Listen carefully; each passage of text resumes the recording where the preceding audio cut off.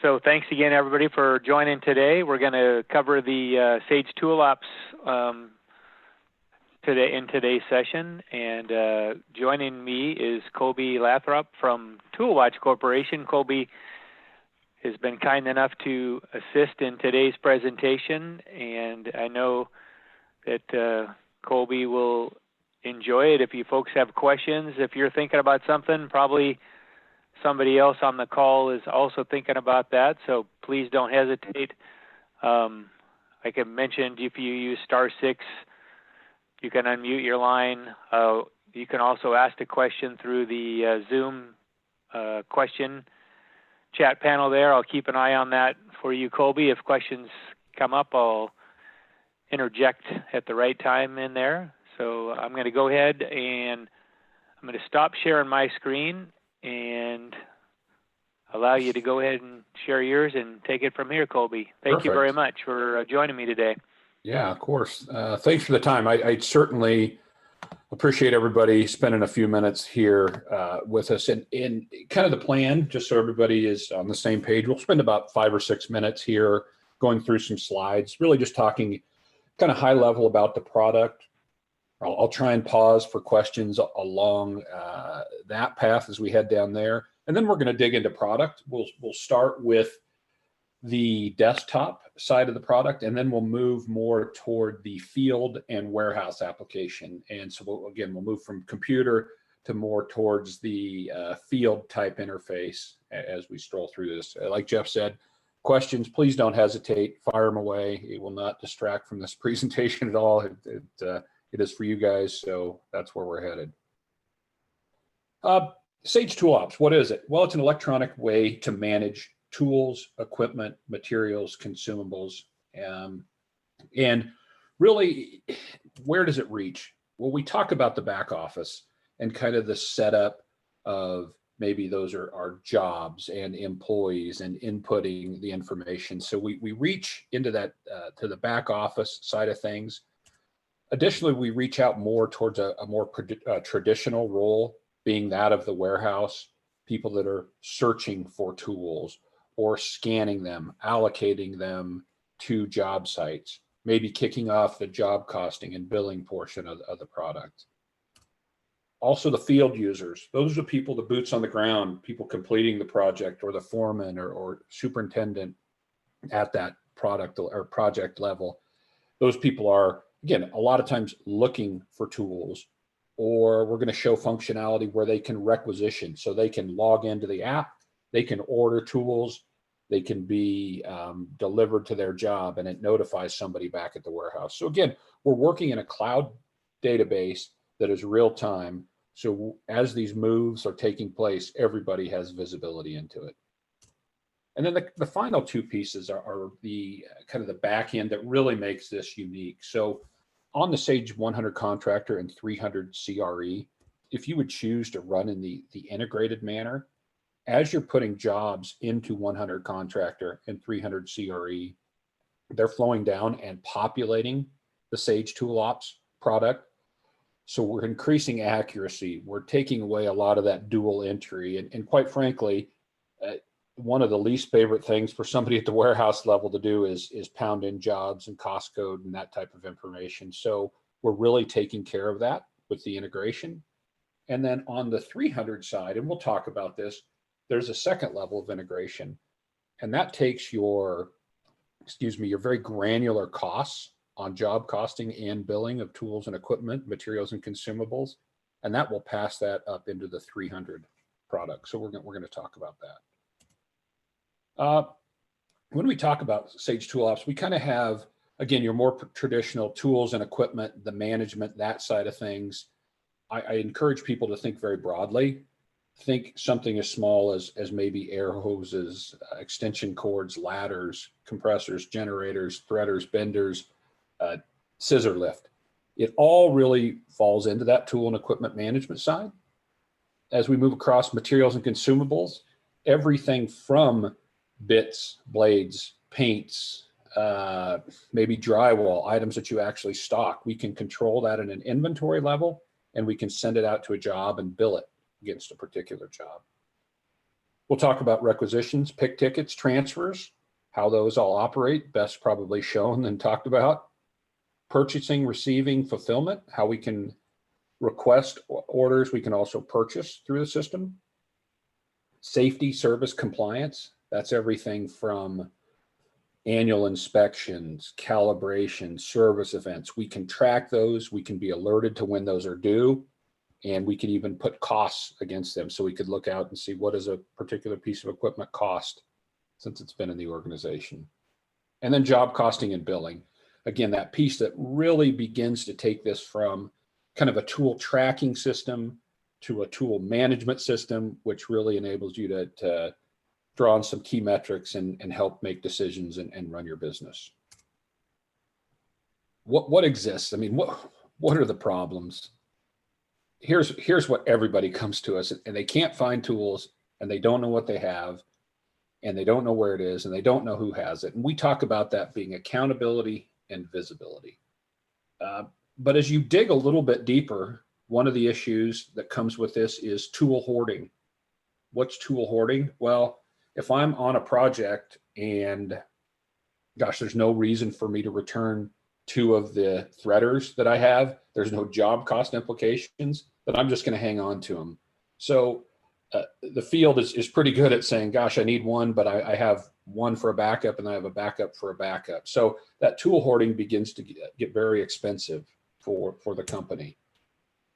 Tools, materials, arriving late, missing parts, wrong items, not in working condition. You know, what's the cost of that? Well, certainly there's the cost of maybe a broken tool. But if you kind of think of that lean construction, this is really hitting on places that lean is trying to develop. The no wasted motion, no wasted materials, transportation, things like that. So that's what another piece that's really big is helping that productivity side of things. Again, the field, if they're wasting time searching for tools, that's a very, very expensive proposition. And then finally, the unnecessary spending, and that's rebuying tools. What does it really cost you to rebuy a tool? Well, it maybe $250 for the tool, but you think of the time spent purchasing it, the time missed off tool by that field person. It's very, very expensive. And that's what we're trying to help with. Other items, here we go now, drilling into, again, that more management piece. Now we are costing and we're not missing billing opportunities on change orders. We're collecting all that information. We can see when tools are due back. Maybe we need to rent something, or maybe we don't have to rent something because it's coming back in the next couple of weeks. Real-time visibility into inventory, another one. How many of them do we have? Can I get one of them? And then finally, eliminating that duplicate entry. So all things that kind of lurk below the surface in these big iceberg type applications. 3 levels of the product. We've got the tool tracking. This is the one that's going to help you find out visibility and accountability. As you move to the tool management, this is where you start getting that job costing and billing and service. And then ultimately at the top is the ToolWatch Enterprise, Sage ToolOps Enterprise. And that enables all these features, but also API access. If you would want to bolt on another application to it, you can do that. Or custom reporting, data analytics cloud, all that is in the ToolOps product at the enterprise level. So that's a lot of me talking to get started. Any questions? We're headed to the demo phase of this, but any questions, Jeff, that have come up that I haven't seen or anything yet? I have not seen any yet. Okay. All right.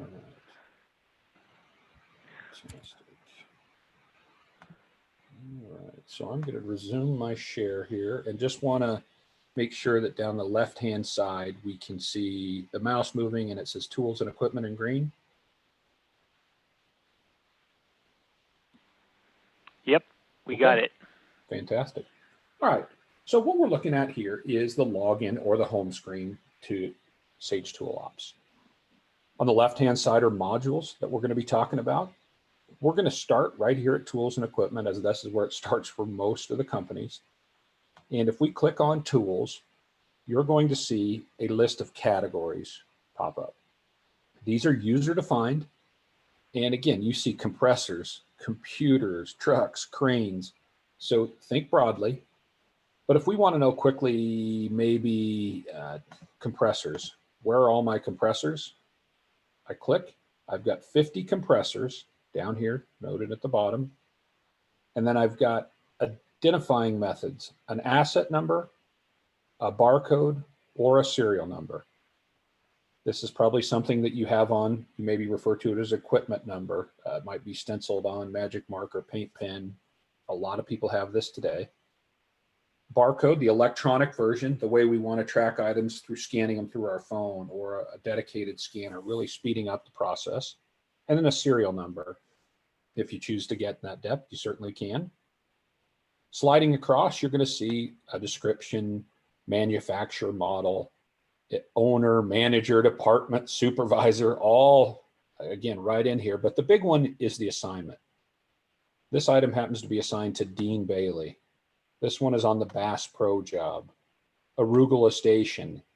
And so this is a categorical view, probably more realistic for a lot of people. What they care about is, hey, show me a particular job. What's on a job? Lambeau Field.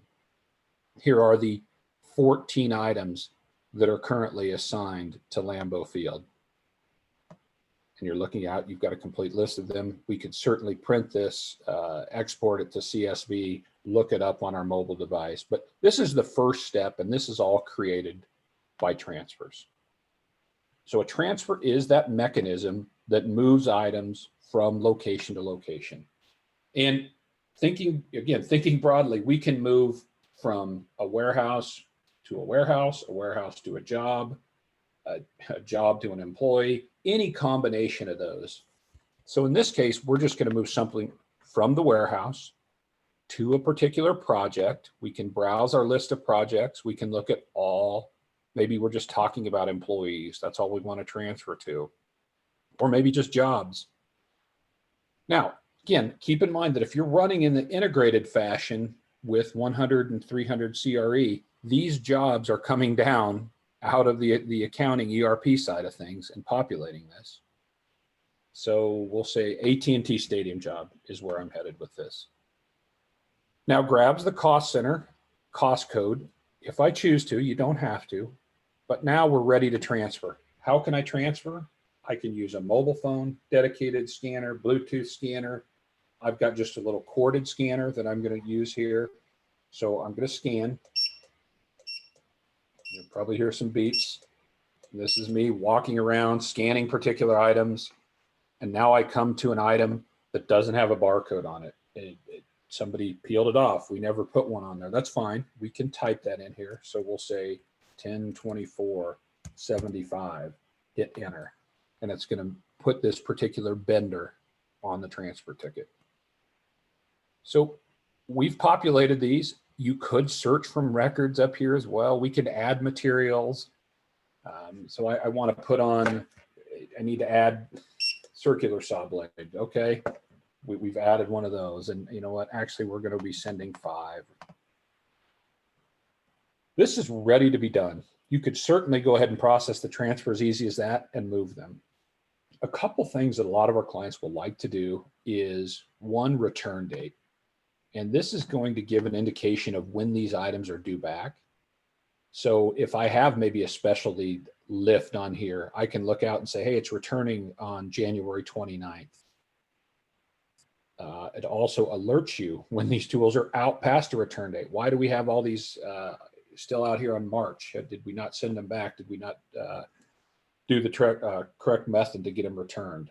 So it's kind of creating 2 levels of visibility. The other one is just printing a transfer ticket. Certainly don't have to do this. A lot of people are moving away from paper, but I think it shows nice in a demonstration. So I'm just going to go ahead and process this transfer. We are going to move items from the warehouse to the AT&T Stadium job. Here is that particular transfer ticket. Make that bigger so you can see. And it simply lists everything that's leaving the warehouse, headed out to the AT&T Stadium job. Dean Bailey is the supervisor on that particular project. Here are all the transfers. And here are the items that are hitting that job. So pretty quickly, we have moved items from the warehouse to the AT&T Stadium job. And again, you run it as simple as that. However, one of the features, again, that really begins to drive productivity in this is the job costing and billing side of things. So now, by sending those particular items to that particular project, have started the costing implications. So we'll start at the tooling and equipment side of it. What you're looking at is billing rate schedules. You may have one of these, you may have really an unlimited number. And you see so many, one because it's a demo system. Maybe you have some capped rates to your field employees. They're saying, why would we pay above market value if we rented a tool from the warehouse? Or maybe owners have written that into contract. So that's why you're seeing so many different rate schedules. But if I drill into just a fairly common billing and job cost rate table, here you're going to see on the job cost side, if I was collecting billing information, going to that outside stakeholder, it would happen here, same place.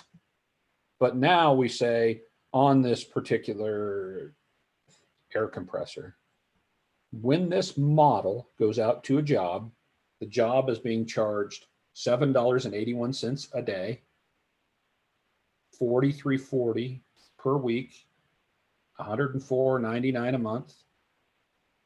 And these could be just straight daily. You can set up your migration rates. 3 days becomes a week, and we give the field a break. There's a lot of flexibility behind this. But the next step now, we've sent items to a job. We start job costing them. Then we can jump in here and we can run a cost report. And this cost report is kind of replacing, for a lot of people, one that's taking place in Excel or a manual system. I want to look at unposted job costs. So I move all the way down to the bottom here. This is one of the most popular reports in ToolOps that gets run all the time. For what job do you want to run it for? Arrowhead Stadium job. Next, it is now going to go out and run a report for the Arrowhead Stadium job, showing you everything that is out on that project. The last time I posted or put those charges on there, what were they? Well, for air scrubbers, you can see each one of them has accumulated $71.50 in job cost, accumulating $286, and you move down. And now you have a very, very detailed view into your total cost for tooling, equipment, materials on that particular project, just by pressing a button. Again, maybe you made a mistake and you need to change a date. That's fine. Just rerun it. And it's literally that quick to deliver that job cost. From here. Hey, Colby. Yep. Oh, I'm sorry. We had a question come in about, I thought you were finishing your thought there, and sorry to interrupt, but a question came in about the employees in ToolWatch, if they were pulling from the employees in payroll. They are, both in 100 contractor and 300 CRE. Yes, they are pulling directly from the payroll. That is correct. Great. Thank you. Yeah. And then additionally, off of that, it's through an API call, a little bit on the technical side, but essentially you set that up to run as often as you want. You're not even really pressing a button. It is just feeding those out of 300 to 100 contractor into the ToolOps product. Okay, any other, while we're kind of here, any other questions? That's a great question. Any others? That's the only one at the moment. Okay, all right. So we have now sent those charges up, or we've collected all those charges. We want to move those to 300 contractor, 300 CRE, excuse me. So what happens is we can go into this billing browser, and the billing browser excuse me, I had the wrong button, the invoice browser. The billing browser enables us to run costs on the job cost and billing for multiple projects. So I could hit all, and it's going to calculate costs for all of these. From there, we look them over. They look good. We go ahead, we post them, hit the post button. That goes out. All these projects then would go into a file, and they would alert somebody on the financial side saying, hey, Jeff, these items are ready to be posted against as a job cost in 300 CRE, a direct cost. We would post them, they would come across, and then you could see that number as well as the detailed view that makes up those charges back in Sage ToolOps. So again, we've sent items to a job, started the job cost and billing, posted that job cost and billing, and moved all those costs around. A couple other things that happen on the tooling side is we can create kits. Kits are gang boxes or groups of tools that move together. Maybe I want to create a particular job box or a cable puller or something that all goes together. And the advantage of this is if I would scan barcode 159, 159, each one of these items that I just clicked into would go to that particular project. So we can kind of have this gang box built up. And this could be a job box, CCAN, you name it. But just by sending that to a job, each one of those items lands on that job and now is being job cost and or billed, again, at that marked up rate for each one of those items. You transfer the gang box off, the billing stops, you run your cost reports and all that information. Another one that gets used a lot, retired tools. This is just a bin of items lost, damaged, stolen by supervisor, by project, who was retiring them. We can sort by description. How in the heck did we lose, 2 welders? I need to talk to Angie Crowell. What happened on this simple cycle plant? That type of stuff. So creating that, I guess, accountability is really what we're doing here. We can also run reports saying that, this year or this month, we lost $8,000 in tools, and here's the list of them. So a lot of information that's just coming from running some simple reports inside the application. That really hits tools and equipment. I do want to go to materials and consumables next. So Jeff, I'm gonna pause here for anybody in the group that may want to come off mute and ask a question, or if there's anything else that's come up. *6 if you use the Zoom system. Okay, we'll keep rolling then. Materials and consumables. What are those? Really anything that you're using up. These are suggested categories. Again, user defined, you create them. Maybe you want to see by particular warehouse. Hey, Colby, you know what? We have 13 warehouses. Colby, you know what? We have 1 warehouse. That's fine. You want to know what's in your warehouse? We are now looking at all the SKU items that are in your warehouse, again, from adhesives to, I guess, painkillers or whatever that is. But anyway, you're looking at all that. These get allocated to projects the same way. As we send these items out, it's going to adjust the quantity count, and it can alert you through something we call the low-level browser if you drop below low-level thresholds. So again, by transferring items, I'm sending them out to a particular project. They have a cost impact. We're also managing those items at our particular warehouse level. So kind of a lot going on in there. I just recalculated. These are items that have dropped below low-level thresholds. So again, moving beyond just kind of that traditional tool and equipment side of things, now we're managing those materials, consumables, those particular items inside the application. Same thing really, it is the cost impact. We can go out and we can see this material browser rate sheet. Hey, what do we charge when materials go out to a project? Same thing in a bit more simplistic view. That adhesive, when it goes out to my people on the job cost side, $12.47 they're being charged. They return it, we'll give them an 80% credit. Or maybe here, we don't want this item back, so we're going to give them a 0% credit.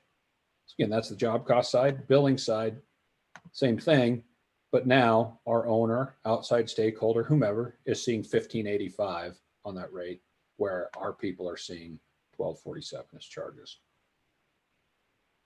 So that's the material side of things. Again, works very similar to tools and equipment. We scan them to jobs and we bill them against a particular job. Pick tickets and transfers. We did a transfer earlier. I'm going to wait to show a pick ticket just a couple minutes when we're interfacing with the mobile device. Service and calibration. Again, we talked about it, but this is items that are needing to be serviced. So we begin to drill into that. And here's a list of every item that needs something done inside our company. And it can be, you know, as basic as an inspection, a repair, a calibration. Drill into one of them here, and it is work order against a particular climbing harness. So you can see item 12734. We need to do a visual inspection of that particular item. Well, what's a visual inspection? Here are tasks that you need to do. We need to inspect it for cuts, nicks, tears, overall deterioration. And we can say, did it pass? Did it fail? Save the task as complete, notes like that. So what this is then generating is documentation, one, that we completed this inspection, calibration, maintenance, repair item on a particular tool, piece of equipment. Additionally, you could collect charges. So we could go out here and say, you know what, I need to add a charge, and I'm going to add a particular charge for shop labor. And what's that charge? It's going to be $56. Okay, great. We can browse, we can pull that. And what it'll do is keep track of these charges. So ultimately, we could go out and look at climbing harness 12734, see everything that we've ever done to it, the costs associated with it. Are we making money on that particular item? So that's a pretty powerful feature. And especially this translates probably more towards somebody on the back office side of things, where we can go out and actually we'll just do it. We'll jump into the job cost and billing. We'll look at the reports. We're going to go to an ROI report because I do believe this is pretty powerful stuff. So from here, we're going to collect it on the job cost side because that's where we're doing most of our transaction. Are we looking for an entire category? Like, show me every air compressor and what we paid for it and the service we've done on it. Or do we want just a particular item? We've got a backhoe in front of us, 91870. We can hit next. What this will do now is go out, tell you in a report when we bought it. Bought it in 2012, paid $46,000 for it used. We've spent $3,581 servicing it, but we've job cost $51,714. So we're on track. We're in the black with this. Hopefully this number is bigger. But again, this begins to kind of move away from that gut feel things. Are we charging enough? Are we charging too little? To, hey, we're delivering you real-time information and maybe you should be charging more to your field. So pretty popular report, that ROI side of things.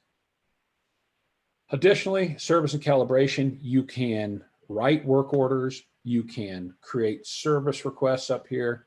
Hey, go out and take a look at this item. It is defective. Let's go ahead and create a service request, bring that into a work order. You can flip that. You can see all your service schedules, all items from these particular dates. I don't know if we even have any out there, but you could search for them. Here's everything that needs to be done. Again, a different way to view those particular items. All right, purchasing and receiving, it enables you to create purchase orders. So if we were back at that material and consumable type level, earlier we had looked at that, what we call that low level browser. Well, here are items that have dropped below those low level thresholds. And and maybe I want to buy gloves and glasses. So we can create a purchase order. Now, one of the questions we get here, and I like to get it out kind of early, is this integrated to the Sage family of products? No, it is not yet. People that are using this are doing the purchasing in Sage ToolOps. So now we can grab our particular vendor and we buy it from Grainger. We want it shipped to a particular location, probably our main warehouse. We can do this. It's asking me, do we want to update the costs? Yeah, we do. We want, we want to update the particular cost. So when we receive, now you can save this purchase order, send it to Grainger. When Grainger is there to fulfill it, you can receive it, and it will put each one of these items back into inventory, managing your whole inventory. And it doesn't have to just be materials. You could add a piece of tooling or equipment on here as well and say, I actually need to buy this particular bender, router, compressor, generator. All right, so I'm going to again pause for 30 seconds here if anybody wants to come off mute or if there's any questions that have developed.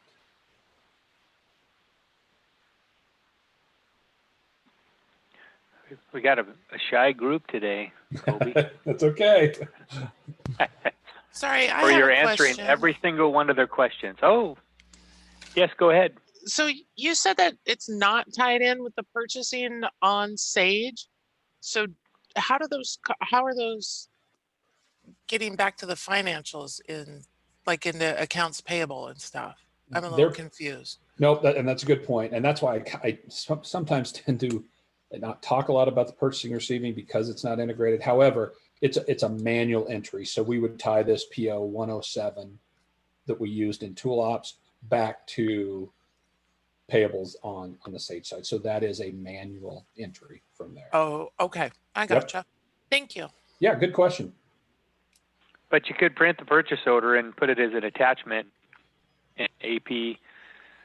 And so you could have a copy of the PO at least attached to that record. Mm-hmm.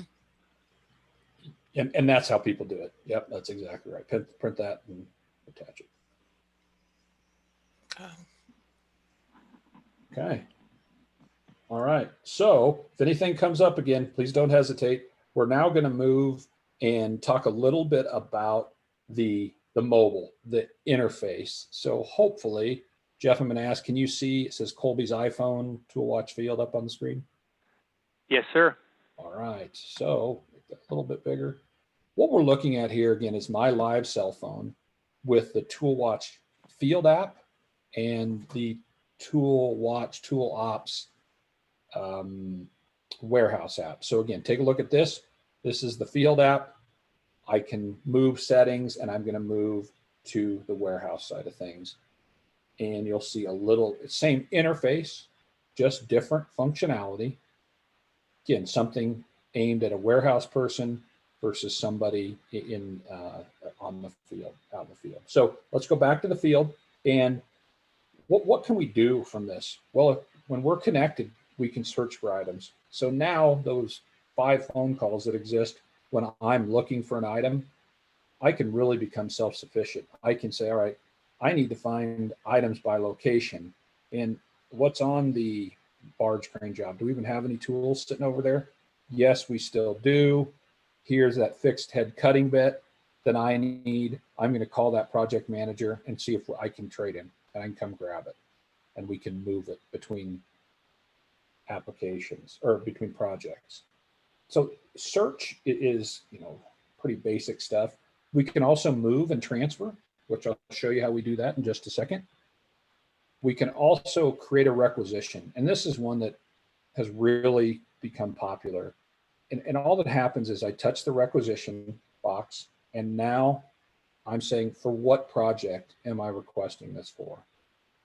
I'm requesting it for, again, here's your list of projects that have come down out of 100 contractor, 300 CRE. So I say Rocky Point Builders. When do I need it by? I need it Friday. Okay, great. I hit done. Could put in some comments or notes here. I'm going to skip that. But now I'm requesting from the warehouse to the Rocky Point Builders job. Well, what do you need? I need an air compressor. Which one do you need? This is designed, these pictures, to help both the warehouse and the field communicate that, you know what, I just need a couple of these small compressors. I need 2 of them. Okay, great, fantastic. Well, what else do you need? I need a generator. So field personnel can type. Again, those pictures come up. Here's a list of generators. I need that. How many of them do you need? Just 1. Okay, great. We could continue on. We could be ordering tools, materials, access to all of that, but you probably get the point. I'm ready to order these 2 compressors, 1 generator. Fantastic. I'm going to go ahead and do that. I'm going to hit submit. Note that it's for Rocky Point Builders. Okay, so we hit submit. Now, somebody at the warehouse just received a text or an email or both asking them to check their pick tickets. And what's happening here is if we go out and we search pick tickets, there you see that particular order that just came in for Rocky Point Builders. Now, here's the delivery date. It's still in a status of requested. So we need to take action on that. I'm going to drill into it. And this is where we try and really make it easy on the field. And we say at the warehouse, you kind of have, whether it be veto power or kind of horse trading or things can change. But as I look into this, I've ordered 2 compressors. That looks fine. Colby ordered it, due in a couple days, pretty typical, nothing out of the ordinary. Generators, yeah, that's fine. 1. We could add other items like, hey, here's that phone call you need to stick on some welding rod or whatever it is. We'll just go with this as it is. So hit save. Is it ready to pick? Yeah, now it's ready to pick. And this means somebody in the warehouse now can go out with their mobile phone and find these items. So kind of in the background, what was happening, I switched from the ToolOps field app where I order the tools to now at the warehouse where I'm actually going to come out and I'm going to click on pick tickets. And you're going to see Rocky Point Builders, 2 different orders, one due the 18th, the one that we need due the 20th. Okay. Great. What were the items that you ordered? Well, here's the 2 compressors. So I could be pulling this, or Jeff and I could split up, and Jeff goes to grab the compressors and I go to grab the generator. When I get in this, I'm here standing in front of the compressors.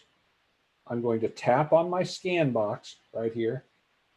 It's going to open up my camera, and we're going to grab that first compressor. And there we go. We grabbed a 5-gallon compressor. I'm going to tap on that box again. I'm going to grab the next compressor. And it sees that I've pulled 2. It's picked. I'm going to go back, and now I'm going to go find that particular generator. Same thing, same process. Tap on that. Grabs the generator. All right, too many numbers here. Grabs that particular generator. It's picked. All right, now the whole order's done. We're going to touch the shopping cart right here. We're moving these items from the warehouse to the Rocky Point Builders job. Okay, everything looks great. We touch the yellow button right here on my phone. Who's signing for them? Project manager's Angie Crowell. Angie's going to sign. Done. We have moved all of those items, which is in the background, kicked off the costing and billing if you're using that. And that's all happened through that mobile device. So that was kind of a lot of moving parts, but what we were trying to simulate there is field orders it, warehouse person approves it, somebody at the warehouse picks it, packs it, ships it, and then somebody signs for it. All done through mobile devices. questions? Again, I'll mute and Jeff and give you a couple minutes for any questions that have come up. The same process work essentially for the consumables? Exactly. Yep. And they can be combined. So you can order your materials and consumables as well. Guys, somebody walks out and a bit of a different, you scan the barcode maybe on the package of safety glasses, and then you type in 24. So essentially the same, just a little bit more flexibility in sending big groups or allotments at the same time. If we don't have other questions, there's a couple other pieces of functionality here. We can do inventory counts. So I need to count maybe one of my particular projects, or I need to inventory count my warehouse. So now I walk around scanning these particular items. And keep in mind, I'm using a cell phone. You could be using an iPad, a tablet. A lot of people at the warehouse level say, this isn't very realistic for me. You know, I pull 40 or 50 tools a day. That's fine. We have a dedicated scanner that as fast as you can pull the trigger on the infrared, it's going to add those items to those transfer tickets and pick tickets. So, you know, the advantage of that, it's super fast. The advantage of the other one is everyone has a cell phone, a smartphone, so you can always do that. Either leverage either technology. Express check-in, check-out. If you are checking out, maybe you're on an industrial job and you've got 30 craft people there and you need to check tools out to them. That's what that is, enabling you to very quickly check out tools to individuals. Creating a new item, we stop by Lowe's and buy a new item. We can create that, add that to the item or to the database using create a new item. All this, of course, predicated on security. So, you know, if you want to control what your people can do, then by all means, you have the ability to do that. And then I think on the final, again, I'm moving from the warehouse to the field. This is an unlimited access plan, which really means anybody in the company can have access to any one of these methods that we've shown, whether it's the field, the warehouse, the desktop. So it makes license management pretty easy. The last one that I did want to show is just a verification. And a verification is another one that creates that level of accountability and visibility. So if I touch verified my tools, it knows by my login what tools are assigned to me, Colby. And there's a list. I've got 4 of them. And when I started with the company, they assigned them to me. And from here, I'm just saying verified. You can see it, time and date stamps it here at the bottom. And that says verified. It's a bit tough to read. But now I'm like, oh man, where is that air scrubber? I've got to go find that. I left it on a different project. So it's creating that, again, that accountability and visibility. So I really do like that verification. Very easy to find. Maybe tools that are on my job. I'm the PM on the Lincoln Financial field. Here's all those items. I got to go out and find them. So a lot gets done through the mobile device in Sage ToolOps. That comes to really the end of my presentation. I'm certainly happy to show other pieces of functionality that we didn't cover and answer any questions that are out there.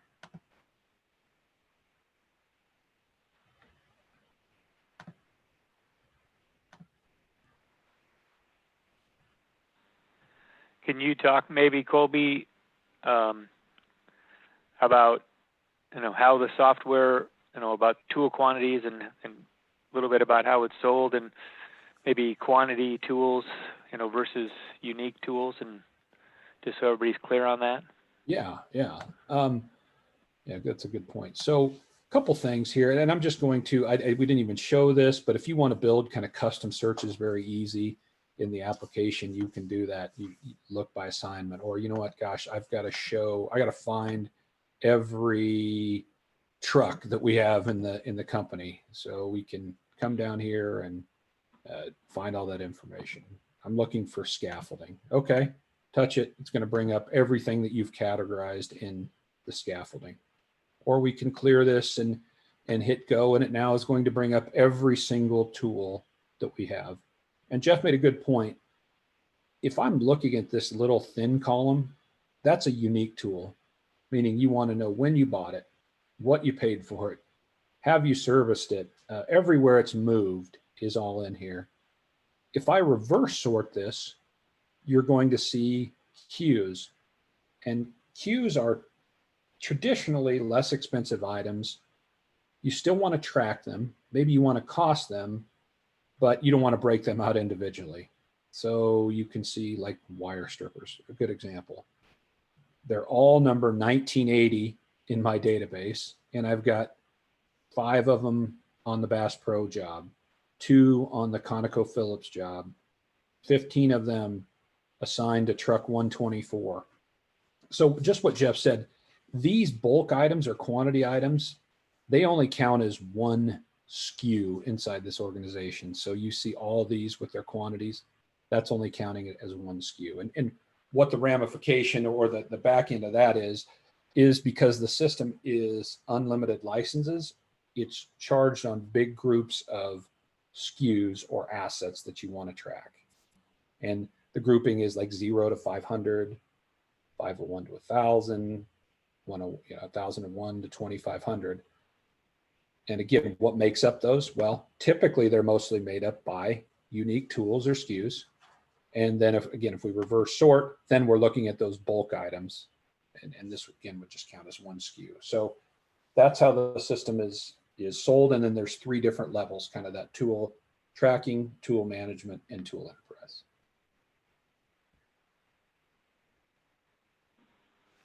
Great, Colby, appreciate it. Yep.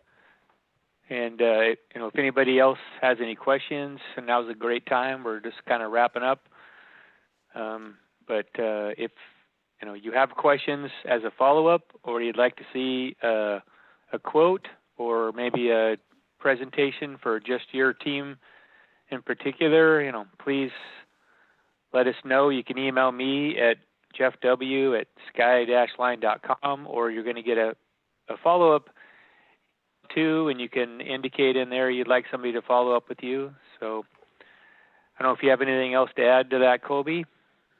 Nope, that's great. I certainly appreciate people's time. I know they're busy. I know there's a lot going on in this world. So definitely thank you for joining us here.